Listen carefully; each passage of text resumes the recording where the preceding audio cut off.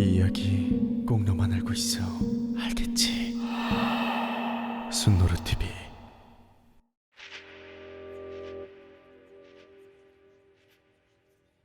제가 아직 어릴 때 친구들과 함께 겪었었던 일이에요.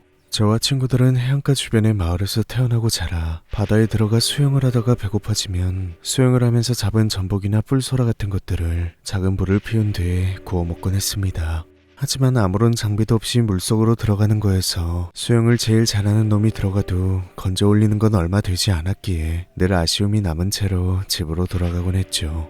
그런데 어느 날 친구들 중 한 놈이, 수영도 잘 못했던 놈이 5명이 다 먹지도 못할 만큼 많은 양의 전복과 뿔소라를 바구니에 잔뜩 담아서 가지고 오는 거 있죠.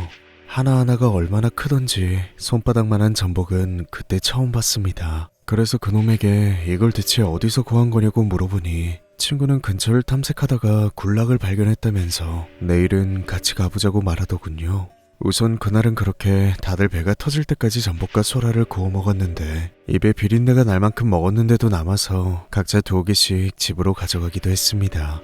다음날 전날의 포식을 오늘 또 할 수 있을 거란 생각에 흥분한 우리는 비가 추적추적 오고 안개의 흐린 날씨에도 불구하고 그놈을 앞장 세워 군락으로 향했습니다. 언덕이었죠. 높진 않았지만 점점 바다와 가까워지는 것이 느껴졌습니다. 그런데 그 순간 무언가 물에 던져지는 소리가 고요를 깨며 들려왔고 저희는 그새 우리보다 더 빨리 전복과 뿔소라를 잡으러 온 사람들이 있다고 확신해 발걸음을 재촉했습니다. 그런데 도착한 곳에 사람은 없었죠. 전복과 뿔소라를 담아갈 상자나 바구니 같은 것도 없었어요. 우리는 멀뚱멀뚱 서로 얼굴만 쳐다보다가 결국 절벽 끝으로 가 아래를 내려다봤는데 안개 때문에 보이는 거라곤 파도치는 바다뿐이었죠.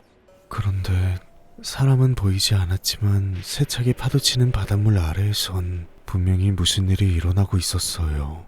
검은 덩어리 같은 것들이 서로 뒤엉킨 채 한 곳을 중심으로 소용돌이 모양으로 모여들고 있는 거 있죠.